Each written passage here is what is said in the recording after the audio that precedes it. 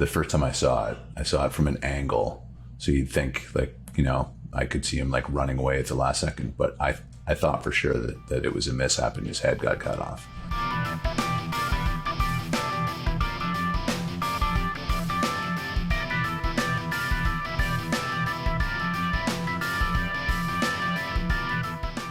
Oh, hey, actually, get this. I saw your boy Fleming. No way. Where? Well, I just saw him on a billboard or a stop sign. In a bus shelter? Bus shelter. I did that. What? I designed that for him through Story Amazing. 4 for real. Yeah. See, that's it, right? Oh yeah, that's the one. That's it, man. That's it. Sweet. I saw it. I was like, I should take a picture, but I was driving. So safety first. So really, I mean, people, if you're trying to sell your house, Steve Fleming. $1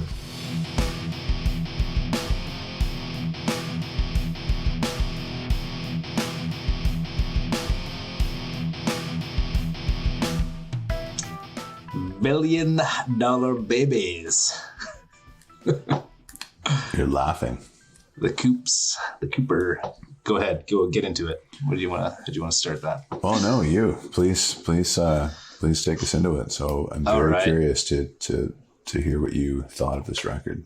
Sure. Well, after I stopped my ears from bleeding from the grating vocals of Alice Cooper, I'll be honest. Like, I guess it's like with anything that you don't like. I have no idea what, aside from like these over the top rock shows, I don't see any appeal in Alice Cooper and the majority of his music. Really? I have one song on here that I'm like, maybe two songs on here where I'm like, cool. The rest, I was like, who is listening to? Like, I guess anybody was listening to anything at the time, but like, yeah, I guess he also, I don't know. I guess he stood for the misfits and the, Certainly. Right. And all of that. But, oh my God, I have no idea. I have no idea what I listen to here. I'm like, it just, So okay. That's where we're headed here. FYI. Yeah. So he's a guy that if you look at his career, it's a long and winding road. Like he's been all over the map.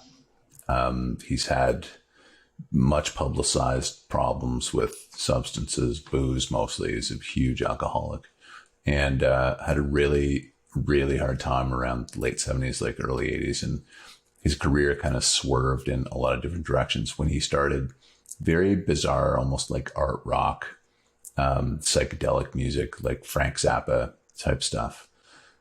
This album is probably his best record. And I would think that most people would maybe agree with that. Welcome to My Nightmare is also up there, which came right after this one. And then he just kind of went back to being a little bit bizarre. But it's a funny record. So let's go through the songs and sure. we'll compare notes. Okay. I don't have many. Okay, but I've got. All we right. can talk about it. All right. Sure. We'll just go song by song. Hello, hooray! Basically, what I said at the end of every song. Really?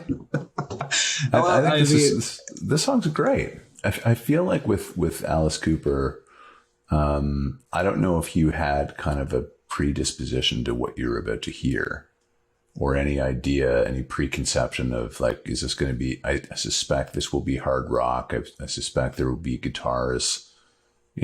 Because of it came out in 73. So you kind of thought like it was going to be, did you have any of that? What did you think you were going to hear before you heard this? Well, I've never been like, I wasn't a fan of School's Out. Mm-hmm. Again, really my only taste of Alice. I don't like it. No More Mr. Nice Guy Again was the other one. So I think I was kind of hoping that it would be not necessarily like, I did get some like Bowie vibes off of it, based like the type of, he's got his style. He's not Bowie. They're not the same musical style, but like Hello Hooray starts. It feels very theatrical musically as well, right? In the way that it comes out, and I think a way that a lot of the music is put together. So I think I was hoping for something that I was really going to like in this album. I thought there was going to maybe be something, I don't know if different or I was going to be more accepting of the sound. But like, that's what I'm having a hard time getting over, is like him yelling at me in every single song. I feel like, especially Hello Hooray starts off very show tunesy. So I'm mixing sort of show tunes with screaming in my ear. So I'm like already off to like a bad start with the album. So I just, yeah. I get that. This is a cover. Hello Hooray is a cover. He wanted it. He wanted it to sound cabaret. So he's a very obviously theatrical type, big showman, and that's what this record was all about. And so he intended that. And I kind of, it's funny because I feel like when you listen to this record, you have to kind of put yourself in his hands. Otherwise, you're going to hate it. You can't go in and say, okay, this is like a heavy rock record and I'm looking for heavy rock, because you go through these songs and it's for the most part, it's not there, right? The album is like this collective of kind of show tunesy, bizarre, really kind of peculiar, proclivities with like dentistry and nightmares and sexual abuse, and like just it's a bizarre record, right? But it is. On the other side of that, I actually really like it. The more I hear myself talk about this record, I wonder why I like it. But I actually really like it. Me too. But it's good. No, it's good. Because again, like it's, I don't know. I feel like knowing that there's still some growth in me as like a music listener as well, and taking this stuff in. But yeah, I don't know at this point. I don't know that I'll ever come around to Alice Cooper, but we'll see. You might be surprised. I might be. So again, these songs grow on you too. Right? Once I become addicted to drugs and an alcoholic, then yeah. Well, this helps. That's right. Good point. There you go. Drink up.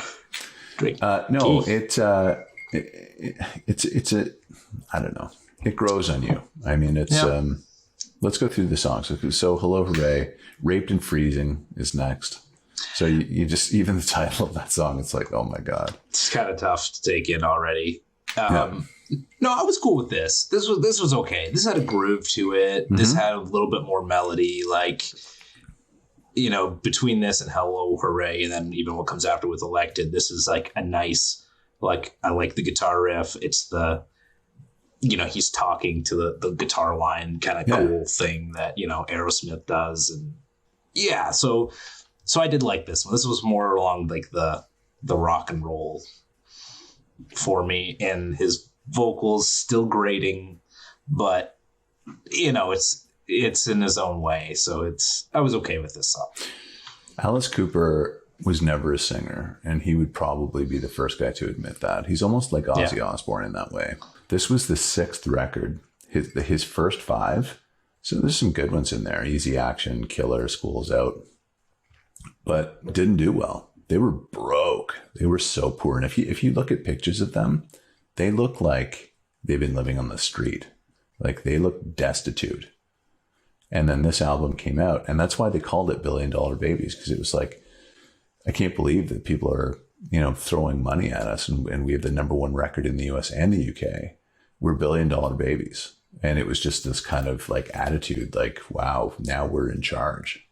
I mean, look, he's got a great story, like in coming up and building this and creating this. I mean, obviously he doesn't get great after he creates and like feeds into this persona, right? He believed he was Alice Cooper when he was on stage, and that's where this, sort of David Bowie, kind of relating to him, right? Bowie would come up with these personas and these alter egos, and that's what Vincent Furnier did here with Alice Cooper, and so that's kind of what led him also down the dark path, because he just became Alice Cooper all the time. And that was sort of his excuse for drug abuse and alcohol abuse, just everything that came with it. But it also, like, this this persona and everything that they were doing, that also presented them a lot of opportunity. They opened, I mean, they played a killer show, I guess, here in Toronto back in the day, right? That was the show where he ripped the head off the chicken.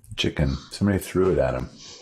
Yeah. Yeah, he just kind of went berserk. Yeah, berserk, yeah. Was your dad at that show, did you say, or was it Chicago? Was it that He one? was at a show in Chicago, yeah. Okay. Yeah, that's when they would go. I don't know how often he'd be at an Alice Cooper show, but he's just told me that one time. So, I mean, like, I'm all about, like, the story of him. Like, it's, again, it gets sad for sure. Like, especially when he has sort of this relapse and people think, and he thinks he's fine, but then it goes down again. Like, it's just, it's a pretty crazy, sad, but crazy story. Yeah. He was incredibly sick. I think around 79. There's an album, I think it's called From the Inside, right before Flush the Fashion and Special Forces, where he was like at his lowest point. He was an alcoholic. He was let go from his label. Like he was a pile of bones. And everybody thought that was it for him. But he came back and had it. I don't particularly like his 80s stuff, but he came back and did very well. He had an album called Trash that came out, I think, 89 or 88 that did very well for him. And he's Alice Cooper. So, yeah. And you know what? Obviously, he still is to this day, like that's, whether he buys into that persona anymore, like off stage or whatever, but he comes up quite a bit. He's still making, he's still showed up. Oh God, yeah, he's out there now. Like he's touring now. Yeah, he's the Godfather. Of shock rock.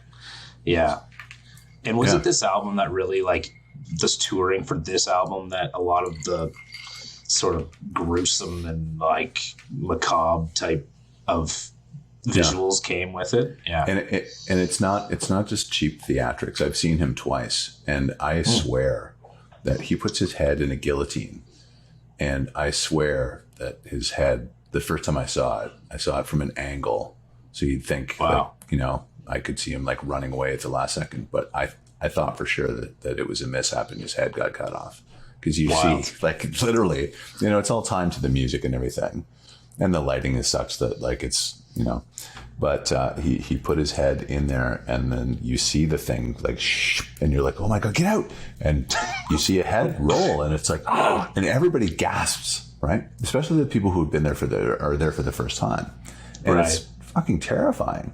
And then the lights go out and the song ends, and everybody's like, oh my God, do you think he's dead?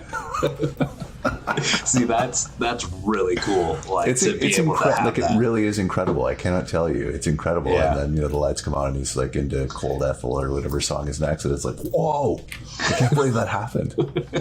Yeah.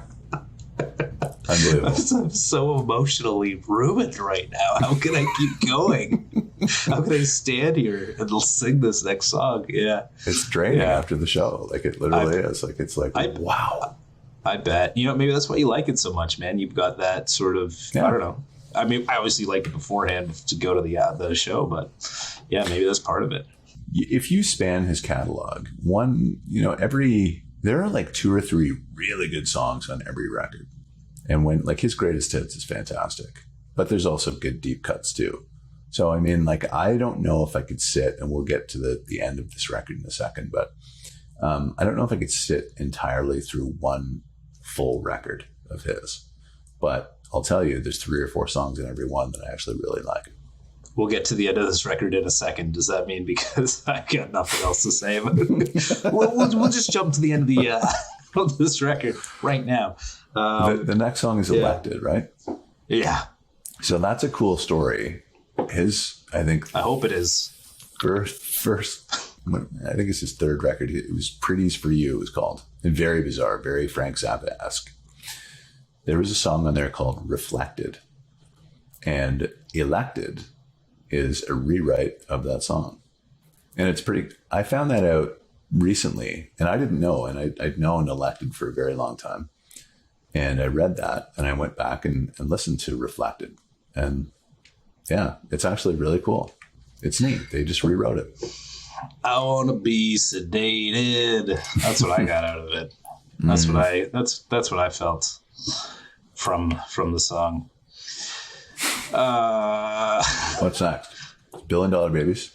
Yeah. $1 billion babies. Yeah. Oh, you didn't want me to elaborate on how I didn't like Elected? Is that because yeah. All right. You're just gonna say the same thing after every song. I didn't like it. Well, it's gonna be a short program today. No, we're doing pretty good here.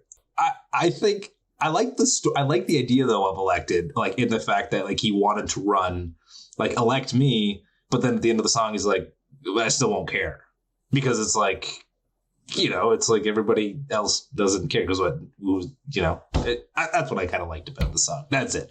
Okay. There you go. Were you listening to the lyrics? Is this is this a sign of the apocalypse? I'm trying here, Brett. I'm trying. You know what I mean? Like, because if I can't get behind the music, maybe there's something in the lyrics. So, but yeah, $1 Billion Babies comes next, and this is featuring the great Irishman Donovan. Oh, this is so. Before we get into that, because that's a cool story. Scotsman, Irish or Scots? I thought he was Irish. Maybe Scottish. I think I'll cut it. Doesn't matter. I don't know. I don't know which he is. I know he's from the UK. Yeah, because you can hear him singing, and he says, instead of head, he says Ed. Ed, your little Ed. He does, and I want to talk about that in a second, because that's one of my favorite parts of this record. The drum riff at the beginning of this song is the coolest. The coolest. See, this is funny because this is something that almost is like, I've heard this song for so long over the course of my life. It's almost like I feel like it's in my DNA. And for you, you're like, how does it go again? I do. That's correct. I do have to stop and think. Yeah, but I agree. I do actually like quite a bit of the instrumental of these songs. I'm not opposed to some of those. Some of the, like, a lot of the songs I don't like where they take it, but I do think there are some really like brilliant pieces throughout each of these songs. This is one of them. Yeah. So I love this whole song, and the Donovan bit is classic. I don't know how it came together. I don't know what the story is behind it. He was probably in the studio next door, I imagine, and he came in and just goofed off. But he sings that part, and a lot of people don't know it's him. He's the for people who don't know, he's the mellow yellow, sunshine Superman, hurdy-gurdy man guy. Like, you would not, if you're going to pick a guy to sing with Alice Cooper on this record, you wouldn't have picked Donovan. No. You know what I mean? Yeah, you're right. Though he was at another studio, and he came across Alice Cooper, and Alice was like, Vincent, however you want to address him, was like, would you come sing on this song? And he heard it, and he's like, I'm gonna have to sing falsetto. So that's what's cool about it. Yeah, because if you listen to the lyrics, it's bizarre, right? Because he's singing about a doll that he keeps in the attic. Alice Cooper is. And so he goes upstairs and to this attic and dances with this doll by the moonlight. And the whole record is just like very like morbid and peculiar, right, in terms of the lyrics. And so he doesn't want to hurt the doll. He doesn't want to kill it. So he says, we're dancing by the moonlight and all that. And what does he say?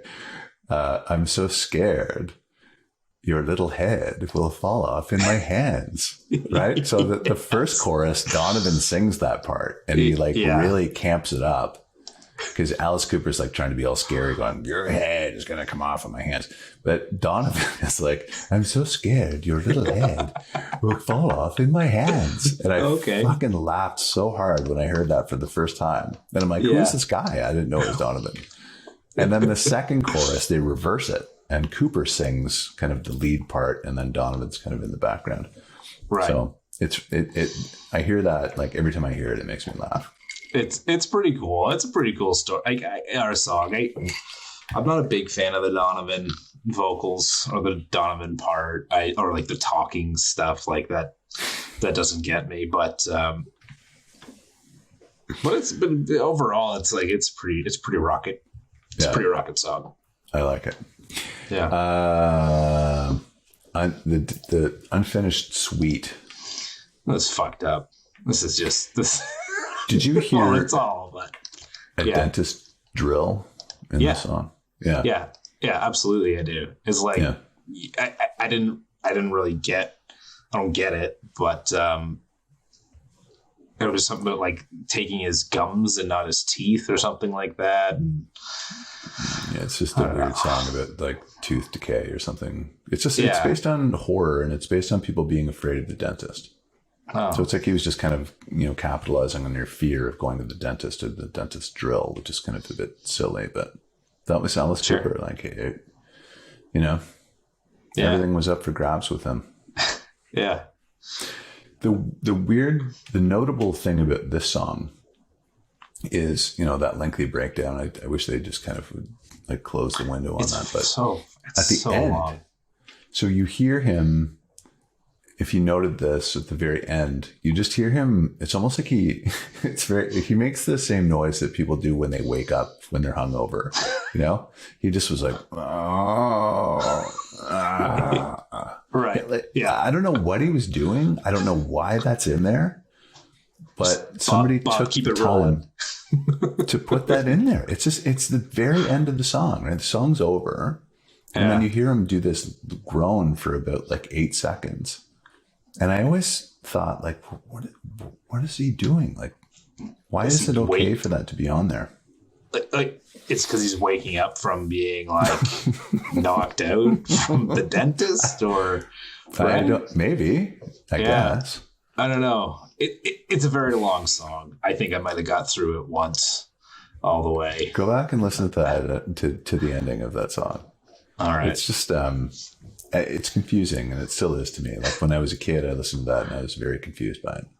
Yeah. What's weirder is that this goes into No More Mr. Nice Guy, which is a hit single, right? Right. Yeah. It's almost I don't like know how you could define anything being weirder, but yeah, it's weird. weird. Weird because like the end of the song, and it's like you hear the groaning, and that's like do do do do do, right? Yeah. And this is like super hits of the 70s all of a sudden. I've heard the song on the radio a million times. I know. And it's great. It's a great song. The lyrics are awesome. But it's very conventional, very formatted, right? Very hit single. Yeah. Totally. And it's almost like it doesn't really fit on this record. My favorite song on the record is next. Mine too. No way. I'm with you, man. Good for you. That's awesome. This is a fantastic song. Musically, it's like it's great. That's so great. So great. Generation Landslide. Yeah. And it's not a hit. It's a deep cut. It is. Okay. I never heard this. Never thought that it could come from Alice Cooper when it came on. I think his vocal with it is perfect. Like there's like this to me. If it was more of this, I'd be an Alice Cooper fan, I think. Yeah. So, yeah. But I guess it doesn't really delineate much far from like a Rolling Stones or Led Zeppelin, which obviously I'm a fan of in types of instrumental. But it's a pop culture observation, really, right? Talking about like, technology, the Colgate Shield. Don't you know people are starving in Korea? It's really cool. Like I said, it's a pop cultural kind of observation, but the music's fantastic. And I've always felt that the way that he vocally like brings to all of his other songs, just it's whatever he wants. But I feel like this actually is very suited. I don't know, like it actually works well with the instruments. Again, my humble opinion. I love the instrumentation. It's great. Yeah, it's very innovative and very different, very unique. Mm-hmm. Yeah. Now, here's where the record ends for me. Agreed. So these last 3 songs don't even need to be on it. Just a mess. I don't even know what to say about them. What are they? Marianne, I Love the Dead, and then what's the next one? Well, it's 6 Sick Things. That's it. Marianne, I Love the Dead. No interest. Skip. Yeah, I'll try. Yeah, I think that was it for me too. I was like, I can't even remember anything past Generation Landslide, really. Other than I love my things. It's just all three of those songs seem very pointless. And if I didn't know better, I would swear that they just were put on there to, make the album an LP. You know who is a really big fan of this record was Chris Cornell from Soundgarden. And there's a funny story behind this. And the story is that I think that when he was in grade school, every Friday afternoon, the teacher used to let them play a record. And it would, the teacher went around the class and like, if it was your Friday, you could bring in a record and you'd play it during school time. And so he brought in $1 Billion Babies, and the teacher refused to play it. And he was like wide-eyed. He was like, this is the first time an album's ever been vetoed by the teacher. Like this, like it kind of lent the record special power in that way. He was like, wow, I discovered that rock and roll like scared the shit out of people for the very first time in my life. And that kind of forged his path towards being a musician. So that's the record. That's the record. Cool album art, but yeah, this was thanks. As with everything, thanks for introducing it to me. But well, this is going to be a very kind of wide palette. Obviously, we focus on rock, right? But there's going to be stuff that's kind of over here, and there's going to be stuff that's over there. I love that. We did Heart, right? Yeah. A lot of the stuff that we have done has been pretty much down the middle, with the exception of this Heart, maybe Deep Purple. But it's going to be hit and miss. And that's kind of part of the fun, is that like I was trying to figure out like if you were going to like this or not. And I kind of thought that, there would be, that you would like it more than you disliked it. Okay. Yeah. But no, look, I appreciate that for sure, Ben, because I do want to hear albums like this. I do want to know what was happening and how like this music was, part of what was coming out during this time. Like, so I'm all for it. I'm all for listening to it. I just might not, depending on what it is, I might not come with a fully, great review or, anything to really lend other than skip. But you know what I like is that you have a very positive, open attitude to this stuff. Right. So you could say easily, this is garbage. I hate everything about it. It's dumb. Yeah. But you objectively listen to it at least once, probably more than that. And you say, I don't really understand it, or I don't like this aspect of it, which is absolutely and completely fair and absolutely understandable. So I like that. Yeah, man. So I won't sugarcoat it. If I don't like it, I don't like it. Here it is. But I respect it. So what are we going to do next week? Was that on me? Did I miss the memo? Did I get the email? No. I should have. Oh. No. I don't know. How about Kiss? No?